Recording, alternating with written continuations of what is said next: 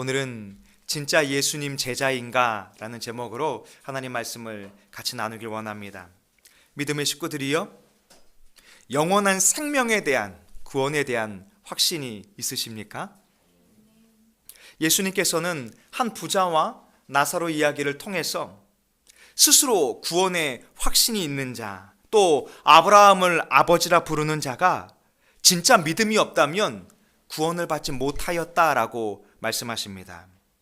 바리새인처럼 하나님의 말씀을 맡은 자라 할지라도 하나님의 주인됨이 아니라면, 돈과 이 땅에 소망을 두고 살아간다면 구원을 받지 못할 것이다라고 이 비유를 통해서 우리에게 말씀하고 계십니다. 우리는 계속해서 누가복음 16장을 살펴보고 있는데요, 특별히 누가복음 16장은 지혜에 대해서 우리에게 권면하고 계십니다. 불의한 청지기의 비유를 통해서 미래를 준비하는 지혜를 가져야 한다라고 말씀해 주셨잖아요. 이 말씀은 1절의 말씀처럼 제자들에게 하신 말씀인데요, 제자들에게 영혼을 준비하는, 하나님 나라를 준비하는 지혜를 가져야 한다라고 우리에게 말씀하고 있는 것입니다. 주님의 제자된 삶은 세상에 동조되는 것이 아니라 세상을 거스르는 삶입니다. 주님의 제자된 삶은 이 땅의 창고에 많은 것을 채우고 오늘 나타난 한 부자와 같은 삶이 아니라 바로 예수 그리스도로부터 부르심을 받아 교회로 세우심을 받아 살아가는 삶입니다. 그래서 예수님의 제자들은 세상이 미워해요. 요한복음에 보면 너희가 세상에 속하였으면 세상이 자기의 것을 사랑할 것이나 너희는 세상에 속한 자가 아니요 도리어 내가 너희를 세상에서 택하였으니 세상이 너희를 미워할 것이다. 세상이 예수님을 미워하는 것처럼 세상이 주의 제자들을 미워하는 환경을 우리는 맞이할 수밖에 없어요. 그러나 주님은 그런 세상에 우리가 살아가고 있지만 이렇게 말씀하십니다. 9절에 보면 내가 너희에게 말하노니 불의의 제물로 친구를 사귀라. 세상은 어떻죠?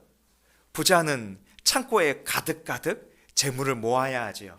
그러나 주의 제자들은 어떻습니까? 주님이 주신 재물을 가지고 친구를 사귀라는 거예요. 그러면 너희가 영주할 처소, 영원한 처소로 영접받게 될 것이다. 세상의 원리가 아니라 주님의 뜻을 붙들고 살아가는 삶, 그 길에는 영원한 생명이 있을 줄로 믿습니다.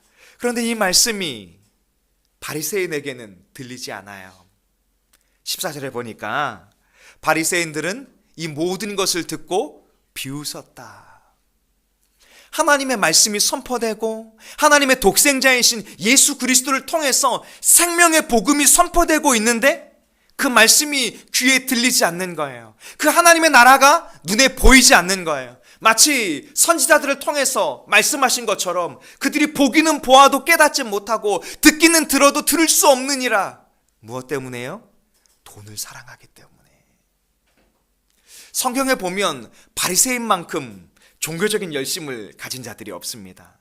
하나님의 말씀을 연구하고 또 그가 선생으로서 많은 이들을 이끌어서 마치 바른 길을 걸어가는 것처럼 보입니다. 그러나 여기 15절의 말씀에 보니까 예수께서 이르되 너희는 사람 앞에서 스스로 옳다 하는 자들이나 너희 마음을 하나님은 아신다. 참 이 말씀은 저에게도 두려운 말씀이에요. 소경이 소경을 인도하는 것처럼 바른 길을 가야 함에도 불구하고 바른 길로 가지 않으면서 다른 이들까지 바른 길로 아닌 곳으로 인도한다면 주님 앞에 바리새인들이 혼이 나왔던 것처럼 너희가 스스로 옳다 하지만 불의하다, 이렇게 말씀을 들을까 두렵습니다. 그러면서 주님은 그들에게 말씀하시기를 사람 중에 높임을 받는 것은 하나님 앞에 미움을 받는 것이니라. 사람을 보며 사람에게 인정받으려 신앙생활을 하지 말라 이렇게 말하고 있어요. 우리가 예수님께서 바리새인들을 향해서 하셨던 말씀이 있잖아요. 그들의 마음은 회칠한 무덤이다. 겉은 아름다운데 그 속은 무덤과 같이 골마 있다는 거예요. 그러면서 13절에 말씀하기를 너희가 두 주인을 섬길 수 없으니 혹 이를 미워하고 저를 사랑하거나 혹 이를 중히 여기고 저를 경히 여길 것이니라. 우리가 재물과 하나님을 겸하여 섬길 수 없느니라. 내 마음이 어디에 있느냐? 세상에 있느냐? 주님께 있느냐? 이것을 주님 앞에 숨길 수 없느니라. 이렇게 말씀하고 있는 것입니다. 참 두려운 말씀이죠. 주님은 특별히 이 누가복음 16장을 통해서 내가 이 땅에서 주님의 사람으로서 과연 청지기답게 살아가고 있느냐? 불의한 청지기처럼 옳지 못한 길을, 바리새인처럼 세상을 향한 길을 걷고 있느냐? 이렇게 묻는 거예요. 진짜 제자의 모습은 어떤 모습일까요? 갈릴리 해변에서 주님께서 시몬과 안드레가 고기 잡는 것을 보십니다. 그들은 어부로서 바닷가에서 고기를 잡고 있어요. 그물을 내려서 가득가득 물고기를 잡고 싶은 마음이 있습니다. 그런데 그때 주님이 그들에게 말씀하세요. 나를 따라오라. 내가 너희로 사람을 낚는 어부가 되게 하리라. 물고기 잡는 사람이었지만 이제 너는 사람을 낚는 교회로서, 구원의 방주로서 잃어버린 영혼을 구원하는 삶을 살게 될 것이다. 예수 그리스도를 따라오라. 이렇게 말씀하시는 거죠. 그랬더니 시몬과 안드레가 자신의 그물을 버려두고 예수 그리스도를 따랐어요. 믿음의 식구들이요, 제자의 삶은 그런 거예요. 이 땅에 있지만 이 땅의 것을 붙드는 자가 아니라 주님의 손을 잡고 주님과 함께 나아가는 길인 줄로 믿습니다. 예수님께서 십자가에서 죽으시고 부활하셔서 갈릴리 바다에 가셨어요. 그곳에서 시몬에게 이렇게 물으십니다. 우리 같이 한번 읽어보겠습니다. 시작. 세 번째 이르시되 요한의 아들 시몬아 내가 나를 사랑하느냐 하시니 주께서 세 번째 내가 나를 사랑하느냐 하심으로 베드로가 근심하여 이르되 주님 모든 것을 아시오매 내가 주님을 사랑하는 줄을 주님께서 아시나이다. 예수께서 이르시되 내 양을 먹이라. 아멘. 바로 주님이 무엇이라 말씀하십니까? 시몬아 내가 나를 사랑하느냐. 사실 이 말씀은 시몬에게 굉장히 가슴 아픈 말씀입니다. 시몬이 지금 갈릴리 바다에 왜 가 있습니까? 예수님의 십자가 죽으심을 바라보고 나는 이제 다시 제자의 삶이 아니라 고기 잡으러 가노라 이러고 제자들을 다 이끌고 갈릴리 바다에 갔잖아요. 두 마음이었을 것 같아요. 주님, 우리를 버려두시고 십자가에서 죽으심을 어떻게 하십니까? 우리는 이제 무엇을 위해 살아가겠습니까? 저 이제 다시 물고기 잡을까요? 다시 세상으로 갈까요? 이런 마음도 있겠죠. 또 다른 마음은 어떤 마음이었을까요? 주님, 이 갈릴리 바다에서 저를 만나주시기로 약속하지 않았습니까? 다 표현된 마음은 아니지만 하필 시몬은 제자들과 바닷가에서 주님과 약속한 갈릴리에서 물고기를 잡고 있죠. 그때 주님이 내가 나를 사랑하느냐 이렇게 물으셨던 거예요. 주님은 그 베드로에게 이렇게 말씀하셨어요. 18절에 보면 내가 진실로 진실로 내게 이르노니 내가 젊어서는 스스로 띠띠고 내가 원하는 곳으로 다녔거니와 늙어서는 내 팔을 벌리리니 남이 내게 띠띠우고 원하지 아니하는 곳으로 데려가리라. 젊어서는 자신의 힘으로 주를 섬기는 것조차도 자신의 힘으로 말고의 길을 잘라서 예수님을 지키고자 했던 베드로였잖아요. 그러나 이제는 주님 말씀하시기를 시몬아 네가 나를 사랑하고 네가 나를 경외하고 제자의 삶, 사도의 삶을 살고자 하느냐? 그러면 이제 주가 이끄는 곳으로 복음이 필요한 잃어버린 영혼들을 향해 네가 나아가게 될 것이다. 바로 그것이 제자의 삶이다라고 말하고 있는 거예요. 믿음의 식구들이요, 예수 그리스도의 제자답게 우리는 그 길을 잘 걸어가고 있을까요? 우리가 주의 부르심을 놓치지 않고 세상에서 녹아버린 삶이 아니라 주의 빛을 나타내는, 주의 맛을 나타내는 소금으로서의 삶을 살아가고 있을까요? 마치 소돔성에 살아가는 롯의 모습처럼 악인들이 팽배한 이 땅에서 주의 부르심을 따라 살아간다는 것은 참 쉽지 않은 것임을 고백합니다.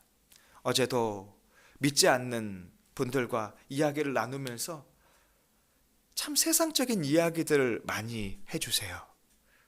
근데 그 이야기를 들을 때 제 심령이 상하는 것들을 느끼게 돼요. 얼마나 세상에 낙이 없으면 저렇게 살아갈까? 가진 자나 비난자나 소망이 없는 것, 어떻게 해서든지 자신에게 만족을 주고 싶은 삶을 살지만 결국 공허함과 만족되지 못한, 채워지지 못한 삶을 살아가고 있거나. 믿음의 식구들이여, 여러분들은 어떠십니까? 마음 가운데 주님의 사랑과 그 은혜로 불태워지고 계십니까? 아니면 여전히 세상과 다르지 않게 공허하고 갈급하고 메마른 채로 살아가십니까? 가끔 연애 이야기를 하면 그런 이야기 하잖아요. 결혼해서 계속 불타면 심장이 타주고, 이런 이야기를 하면서 사랑은 잠시뿐이야, 그 다음은 우정이야, 뭐 이런 이야기를 하잖아요. 여러분, 주님과의 사랑은 결코 그럴 수 없습니다. 주님의 사랑은 우리는 날마다 새롭게 하실 줄로 믿습니다. 여러분, 믿음의 삶을 살아간다는 것은 날마다 주의 복음으로 불타셔야 해요. 날마다 주의 은혜로 뜨겁게 주님을 붙들고 주의 제자된 삶, 복음의 열정을 붙들고 살아가는 것입니다. 메마른 것이 당연한 것이 아니라 메마름에 주님의 은혜가 날마다 채워지는 삶을 살아야 할 줄로 믿습니다. 오늘 주님의 말씀 가운데 한 부자가 있었어요. 그는 자색 옷과 고운 베옷을 입었다라고 기록합니다. 매우 값비싼 보라색 향료로 자색 옷을 만들어 입었는데요, 그 당시 고대의 왕들이 입었던 옷입니다. 왕과 같은 삶을 살았던 거예요. 세마포와 같은 아주 세밀하고 부드러운 베옷을 속옷으로 입고 매일마다 호화롭고 즐겁게 살았습니다. 여러분, 이 사람의 삶에 한 가지 부족한 것이 있는데요. 뭐가 부족할까요?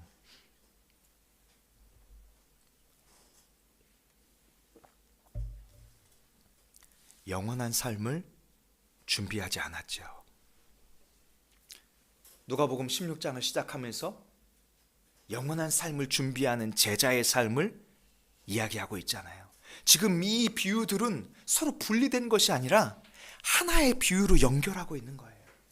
이 부자가 있어서 날마다 호화롭게 즐기며 살았는데 그는 미래를 준비하지 않았다. 여러분, 오늘 누가복음 16장에 이 부자는 누구를 가리킬까요? 바리새인을 가리키는 거예요.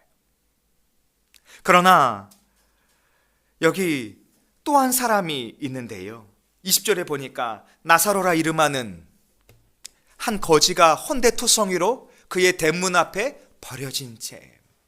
여기 부자는 이름을 밝히지 않았는데 나사로라는 특정한 사람의 이름을 밝히고 있죠. 성경 원문에 보면 이 나사로라 이름하는 한 거지가 이렇게 좀 한글 성경이 강하게 표현했는데요, 원문의 의미는 나사로라 이름하는 한 가난한 사람이 있는데 그는 헌데투성이, 바로 궤양이 몸에 나는 거예요. 악성 종기 같은 것들이 나와서 그가 심지어 대문 앞에 버려졌다, 이렇게 말합니다. 누구의 대문 앞에 버려졌을까요? 부자의 대문 앞에 버려진 거예요. 여러분, 이 나사로를 누가 버렸을까요? 누가 외면하고 있을까요? 그 부자가 외면하고 있는 거예요. 그럼 성경이 말하는 그 부자가 외면했다라는 표현은 바리새인이 지금 그렇게 살아가고 있다, 이렇게 말하고 있는 것입니다. 그는 헌데투성이로 대문 앞에 버려져 있습니다. 그리고 21절에 말씀하기를 부자의 상에서 떨어지는 것으로 배불리려 하며 심지어 개들이 와서 그 헌데를 핥았다. 아마 이 부자는 나사로를 부정하게 생각했을 것입니다. 아니, 저런 개들이 핥을 만큼 몸 안에 악성 종기가 있는 자, 저 사람은 참 저주받은 사람이구나, 이렇게 생각했을 것입니다. 그 당시 고대의 생각들은 그런 마음을 가지고 있었거든요. 그리고 이 부자는 뭐라고 생각했을까요? 이후에 본문에 보면 아브라함을 아버지라 불렀잖아요. 나는 아브라함의 자손이야. 나는 아브라함을 아버지라고 부를 수 있는 사람이고, 내가 부자가 된 것은 하나님께 축복받은 거야. 내가 날마다 호화롭게 사는 것은 하나님의 축복으로 말미암아 살아가는 거야. 여러분, 이 말씀이 맞을까요? 틀릴까요? 반은 맞고 반은 틀리죠. 하나님이 그것을 왜 주셨을까요? 하나님 우리에게 재능을 왜 주셨을까요? 하나님 우리에게 삶을 왜 허락해 주셨을까요? 분명한 주님의 부르심이 있는 줄로 믿습니다. 여러분, 이 시대에 주님이 교회를 왜 세우셨을까요? 교회는 과연 무엇을 해야 할까요? 한국교회는 이렇게 우리만의 성을 쌓고 우리만의 부유함과 우리만의 부흥을 누리며 살아가야 할까요? 주님이 원하시는 것은 무엇일까요? 왜 이렇게 한국교회가 지금 이렇게 골마가고 마치 배부른 부자와 같이 자신의 기능을 잃어버린 것과 같은 삶을 살아가고 있을까요? 주님이 주신 은혜를 자신의 우리 안에, 자신의 창고 안에 가두어 버리고만 삶을 살아가고 있는 것입니다. 우린 축복받았어. 우리는 부흥했어. 우리는 흥왕했어. 정작 주님이 요한계시록을 통해서 하신 말씀이 무엇일까요? 너는 부한 것처럼 보이지만 실상은 가난한 자로다. 우리에게 주님이 주신 은혜를 따라서 우리의 잃어버린 영혼을 향해서 간절히 부르짖고, 그 영혼과 그 교회는 이 민족으로 멈춰져 있는 것이 아니라 저 북녘 땅에 고통당하는 영혼들, 저 수많은 열방의 잃어버린 영혼들을 향해서 우리가 복음을 증거하기 위해 힘써야 하지 않을까요? 그것이 한국교회를 이 땅에 세우시고 한국교회를 주님이 흥왕하게 하신 이유가 아닐까요?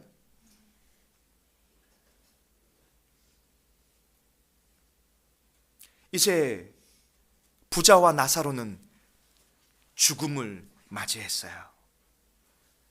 22절에 보니 그 거지가 죽어 천사들에게 받들려 아브라함의 품에 들어가고 부자도 죽어 장사되었다. 이 거지는, 나사로는 천사들에게 받들려서 아브라함의 품에 들어갔대요. 어디에 갔을까요? 하나님 나라에 들어간 것이죠. 근데 부자도 죽었는데 23절에 보니까 그가 눈을 떠보니까 음부에서 고통 중에 있다는 거예요. 음부는 어딜까요? 지옥이죠. 여러분, 우리는 이 말씀을 어떻게 해석해야 할까요? 그가 가난했기 때문에 천국에 들어가는 것이 맞을까요? 맞지 않죠. 이 땅에서 고난을 받았기 때문에 하나님 나라에 가서 형통하게 살아가는 것이 맞을까요? 그런 의미를 이야기하는 것이 아니지요. 그럼 반대로 내가 부자이고 돈이 많고 흥왕하고 누릴 수 있어서 이제 이 땅에선 다 누렸으니 하나님 나라에 들어가지 못하고 음부에서 고통을 당하는 것이 맞지 않겠지요. 가난해도 예수 그리스도를 믿는 믿음이 없다면 천국에 들어갈 수 없는 것입니다. 오늘 이 제자들에게 영원한 삶을 이야기하면서 또 이 바리새인들에게 이 영원한 삶의 준비에 대해서 가르쳐 주시면서 묻고 있는 거예요. 너희가 마음을 세상에 두고 있는 것이냐? 아니면 영원한 하나님의 나라에 마음을 두고 있는 것이냐? 그리스도의 제자로 살아간다라는 것, 오늘 가난한 나사로로 표현된 것처럼 때로는 밖에 버려진 것과 같은 삶을 살아갈 수 있어요. 우리가 잘 알고 있는 사도행전 6장에 보면 스데반 집사님이 있잖아요. 주님은 6장 8절에 보면 주의 은혜와 권능이 충만하게 하셔서 그를 통해서 주의 하나님 나라의 복음을 증거하게 하시고 또 많은 기사와 표적을 나타내 주셨어요. 스데반 집사님을 향해서 말하기를 그는 하나님의 지혜와 성령으로 충만해졌다. 능히 세상이 그의 말함을 당하지 못하였다. 이렇게 말했습니다. 그 결과가 무엇일까요? 장로와 서기관들이 충동당해서 스데반 집사님을 잡아서 공회에 끌고 간 것이죠. 여러분, 우리의 삶이 이렇게 가난한 사람이 될 수 있어요. 그러나 이 가난은 경제적인 가난을 이야기하는 것이 아닙니다. 바로 주님 앞에 심령이 가난한 자는 복이 있나니 그가 천국에 들어갈 것이다. 주를 위해서 기꺼이 제자가 되는 자는 복이 있고 주를 위해서 청지기로서의 사명을 감당하는 자는 복이 있다는 거예요. 스데반 집사님을 많은 사람들이 보는데요, 15절에 보니까 그의 얼굴이 천사의 얼굴과 같더라. 그 은혜 가운데 해와 같이 빛나는 모습을 하고 있는 거예요. 믿음의 식구들이요, 옆에 있는 지체들의 얼굴을 한번 보십시오. 천사와 같이 빛나고 있는 줄로 믿습니다. 아멘. 네, 믿음의 삶을 살아가는 것은 바로 그런 것입니다. 바로 세상에서 박해가 있고 환난이 있고 고난이 있지만 결코 그 세상의 환난이 영원한 하나님의 나라를 막아설 수 없는 것입니다. 그들은 54절의 말씀처럼 이를 갈고 스데반 집사님의 말씀을 듣지 않으려고 합니다. 그런데 스데반 집사님이 하늘을 열어봤는데 이렇게 보이는 거예요. 스데반 집사님이 성령이 충만하여 하늘을 우러러 주목하여 하나님의 영광과 예수께서 하나님 보좌 우편에 서신 것을 보시고, 믿음의 식구들이요, 이 땅을 살아가되 이 땅의 것을 보시지 않으셨으면 좋겠어요. 이 땅을 살아가지만 우리의 눈이 하나님의 영광과 우리를 위해서 속히 오신다고 약속하신 다시 오실 예수 그리스도를 바라볼 수 있기를 원합니다. 그때 기꺼이 내처짐을 기쁨으로 받을 수 있는 거예요. 58절에 보면 성 밖으로 내쳐지고 돌로 침을 당하고 증인들이 옷을 벗겼다. 수치를 주고 죽임을 당하였다라고 말합니다. 여러분, 이 삶은, 이 죽음은 어떤 가치가 있을까요? 사도 바울은 고린도 교회를 향해서 이렇게 말했어요. 무명한 자 같으나 유명한 자요, 죽은 자 같으나 보라 살아있고 징계를 받은 자 같으나 죽임을 당하지 아니하고. 믿음의 식구들이요, 성도의 삶은 그런 것입니다. 무명한 자 같지만 하나님의 영원한 생명책에 기록된 유명한 자가 될 것입니다. 죽은 자 같지만 우리에게는 영원한 생명을 소유하고 있어요. 영원한 미래를 준비하고 주의 제자된 삶의 끝은 고난이 아니라 고난 뒤에 있는 하나님의 영광인 줄로 믿습니다. 바울도 로마 교회를 향해서 그런 고백을 했잖아요. 우리가 잠시 잠깐 고난을 받을 수밖에 없지만 그 고난은 잠깐이고 우리의 영광은 영원하다. 그 영원한 영광을 위해서 우리가 믿음의 삶을 살아가는 거예요. 그런데 오늘 이 부자가 나사로를 바라보고 있어요. 그가 음부에서 고통 중에 눈을 들어 멀리 아브라함과 그의 품에 있는 나사로를 보았다. 아브라함을 부르기 시작합니다. 아버지 아브라함이여, 나를 긍휼히 여기사 나사로를 보내어 그 손가락 끝에 물을 찍어 내 혀를 서늘하게 하여 주옵소서. 내가 이 지옥의 불꽃 가운데에서 괴로워하나이다. 그랬더니 아브라함이 무엇이라 말합니까? 아브라함이 이르되 예, 너는 살았을 때에 좋은 것을 받았고.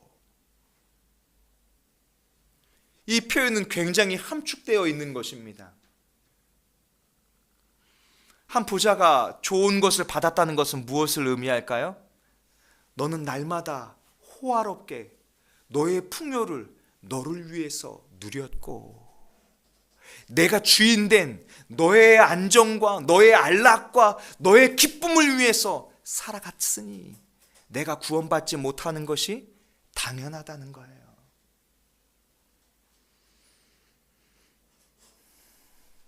그러나 나사로는 고난을 받았으니 이제 이것을 기억하라. 이제 그는 여기서 위로를 받고 너는 괴로움을 받느니라. 여러분, 그리스도인의 삶은 그런 거예요. 이 땅에서 예수 그리스도를 믿고 주를 위해서 심령의 가난한 삶을 살아가고 고난을 겪고 박해를 받을지라도 우리에게는 위로가 준비되어 있고 우리는 그곳에서 영원한 안식을 받게 될 것입니다. 그래서 예수님은 이것을 기억해라, 이것을 내 머릿속에 항상 새기고 살아라, 이 얘기를 하고 계신 거예요. 믿음의 식구들이여, 아브라함은 이 부자에게 이렇게 얘기했어요. 그뿐 아니라 너희와 우리 사이에 큰 구렁텅이가 놓여 있어. 여기서 너희에게 건너가고자 하되 갈 수 없고 거기서 우리에게 건너올 수도 없게 하였느니라. 지옥과 천국은 분리되어 있어서 서로 왕래를 할 수 없다는 거예요. 그랬더니 또 한 번 아브라함을 부르기 시작해요. 아버지여, 구하오니 나사로를 내 아버지의 집에 보내시옵소서. 내 인생의 미래는 돌이킬 수 없지만 내 아버지 집에는 형제 5이 있으니 그들에게 증언하게 하여 이 고통받는 곳에 오지 않게 하여 주소서. 이렇게 요청을 했어요. 그랬더니 아브라함이 무엇이라 말합니까? 아브라함이 이르되 그들에게 모세와 선지자들이 있으니, 무엇이 있을까요? 하나님의 말씀이 있으니 그 말씀을 들을지니라. 그랬더니 또 한 번 부자가 요청합니다. 아버지 아브라함이요, 그렇지 아니하나이다. 만일 죽은 자에게서 그들에게 가는 자가 있다면 회개할 것입니다. 그때 아브라함이 무엇이라 이야기합니까? 모세가 선지자들에게 듣지 아니하면 비록 죽은 자 가운데에서 살아나는 자가 있을지라도 권함을 받지 못하리라. 믿음의 식구들이여, 여기 이 부자는 돌이킬 수 있는 시간이 있을까요? 없을까요? 없죠. 그런데요, 지금 이 부자가 누구라 그랬어요? 바리새인들. 바리새인들에게는 기회가 있을까요? 없을까요? 있죠. 아직 그들은 죽음을 맛보지 않았고 아직 그들은 예수 그리스도를 통해서 전해질 하나님의 말씀을 들을 기회가 남아있죠. 오늘 이 아브라함은 한 부자의 이야기를, 그 요청을 들어주지 않은 것처럼 보였잖아요. 그런데 예수님께서 죽은 자 가운데에서 살아나셔서 그 한 부자가 요청했던 것처럼 그들에게 보여주셨죠. 그리고 그 예수 그리스도의 죽음과 부활을 통해서 하나님의 나라를 그들에게 전해 주셨어요. 사랑하는 다산동행교회 믿음의 식구들이요, 진짜 제자의 삶은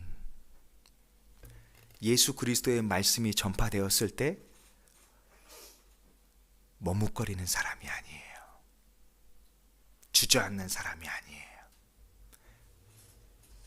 바리새인은 그 예수님의 말씀을 듣고 비웃었지만 예수님의 제자들은 그물을 버려두고 주를 따랐죠.